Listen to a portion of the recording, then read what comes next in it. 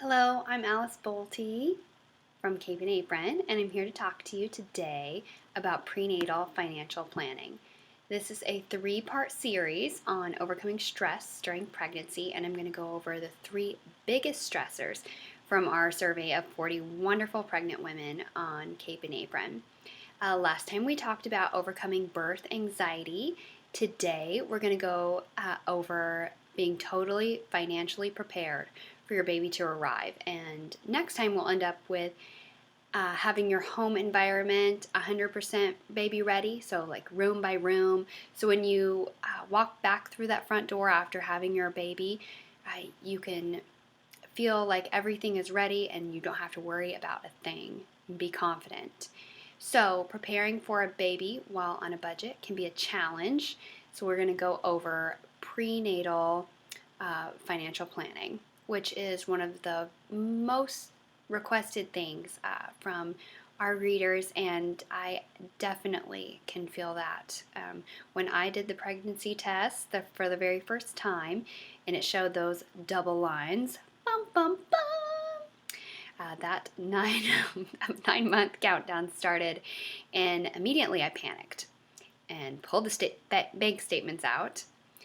So at the time, I knew nothing of how coverage worked with insurance, and this is in the U.S. I know other countries are different, and what must-have baby essentials we needed, I had no idea. I didn't grow up being around babies. I had no experience with babies or friends with babies or family with babies. I had held a baby twice in my life at that moment, and people were blown away by that. And asked me why I wouldn't have babies if I've never been around them. But I always wanted a family. But anyway, so, and the one thing that I didn't want to do was put my baby into daycare. And I know a lot of people, that's just something they do. And I think we're very fortunate in the U.S. to be able to have the opportunity to work and provide an income for our families.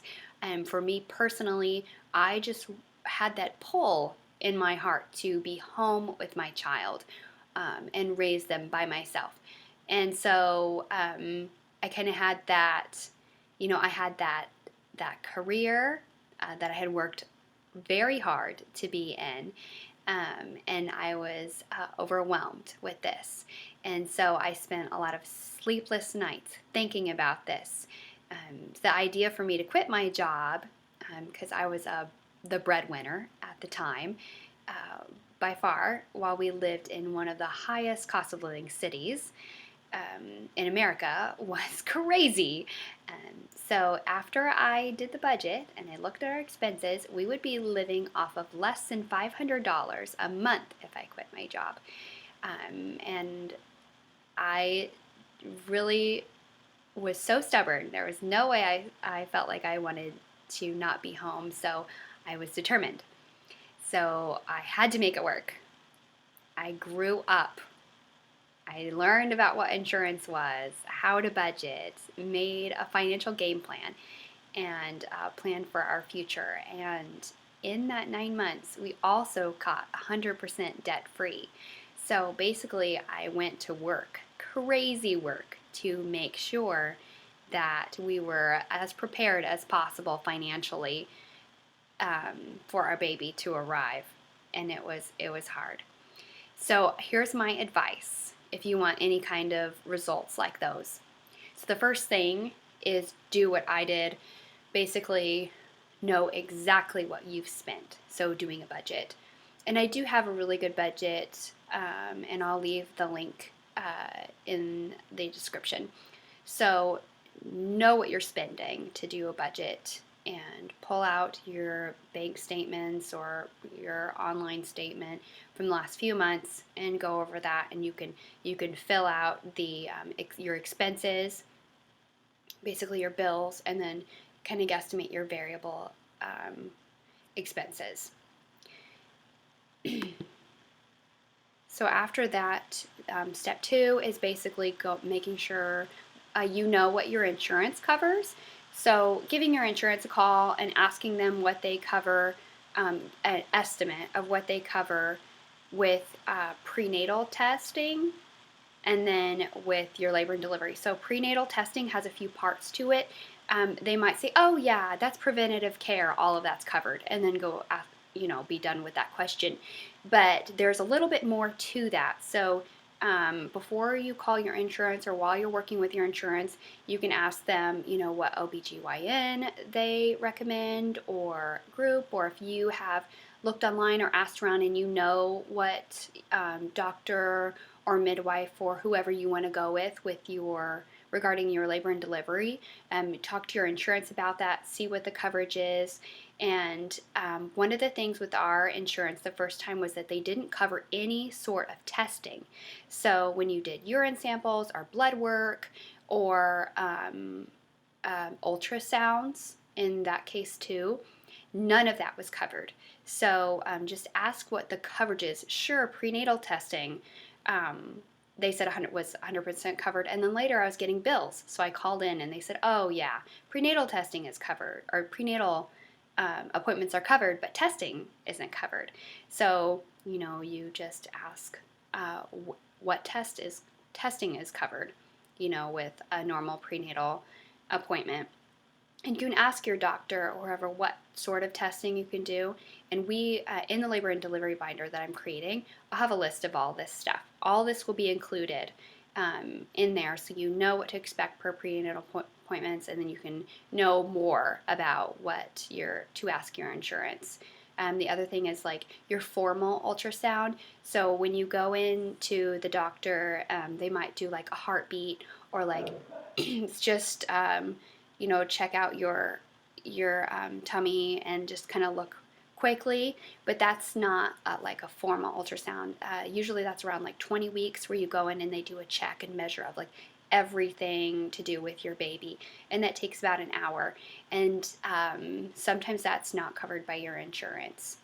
And then you need to know in the hospital what's covered, so how many days are covered with a vaginal delivery and a C-section, and ask about like other things like like food or things like that they could tag on, and medication. Okay, so those are the main things with insurance that you need to know. The other thing that we did that really saved us a lot of money and that we were prepared for is cloth diapering. I was gonna try as hard as I could to breastfeed because formula costs a lot of money, and then we were going to make our own baby food at home because I was going to be like super frugal, and we did all of that. And so when I first heard about cloth diapering, it was like, no way, that is disgusting. But then I started on Pinterest, that showed up every once in a while, with the whole being frugal and everything that I was doing, and I was curious and clicked into it. And cloth diapering, I found out, was a whole different ballgame than I thought it was. I had thought that it was just these giant sheets that you fold up and clothespin, and there's like poop and mess and just disgusting, like no way, but it's not. It's nothing like that. Modern cloth diapering is just basically like a disposable diaper. So they even have Velcro and snaps, and there's cute designs, and you take them off and then you just put them in the diaper pail and you just throw them in the wash. Now if there are like if there's poop in there, there's a liner, and you just remove the liner and it's flushable. So it's really, really, really nice, and you save, like, I spent a few $100s on our cloth diapers. I'm using them for our second child, and I did the math, and it was like thousands of dollars. And one of the ladies that turned me on to cloth diapering said she calculated for her 4 children how much she spent on disposable diapers, and it was a down payment on their house. So anyway, I have some posts on cloth diapering and how to get started on that, because it is way easier than you'd think, and kind of fun actually because of all the colors and stuff. So that was something that I highly recommend. And the last thing that I'll tell you about being financially prepared for your baby coming is once you have a cost estimated for how much how much you need. So the insurance will say, this is how much it will cost estimated for labor and delivery. This is how much it will cost as an estimate for prenatal tests. And that's your number. So then that's your number that you're going to work towards through your 9 months, or if you're not pregnant yet, you're just in the planning stage. That's your number. And I would add, 1,000 or two onto that. And I know that can be a little bit crazy. But we ended up this was in 2016, and then we did the same thing. Our youngest is 9 months old.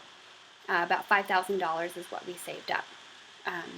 6,000 for the second child, just in case, and that covered all the hospital bills, the baby necessities that we needed after the baby shower was said and done. And then with your second, nobody wants to throw you a baby shower, so I'm replacing those broken things and stuff like that, and what baby number two things. So that would be my advice there. Once you have your number in mind, add 1,000 to it, maybe two to be safe, and then divide that into 9 months, and then see you have your budget now. You have your bills, and you have your variable expenses. So like the things, gas and food and stuff like that estimated out, and then you have your a little bit of wiggle room, hopefully, that you can use to put towards that. We put it towards paying off our debt also, and then savings, and then also baby savings. So you can put that into 3 different buckets, or just into baby savings, depending on what you want to do. And for us, I wanted to stay home. So what I also did is I put us on a very strict budget, the budget that we would be living off of once I quit working. And so then we were able to, it took a few months to kind of adjust to that budget. And then once the baby came 9 months later, we were prepared to go off that income. I put all of that extra stuff into a savings plan just in case. And so that really worked out. And I hope that helps, and I'll see you next time.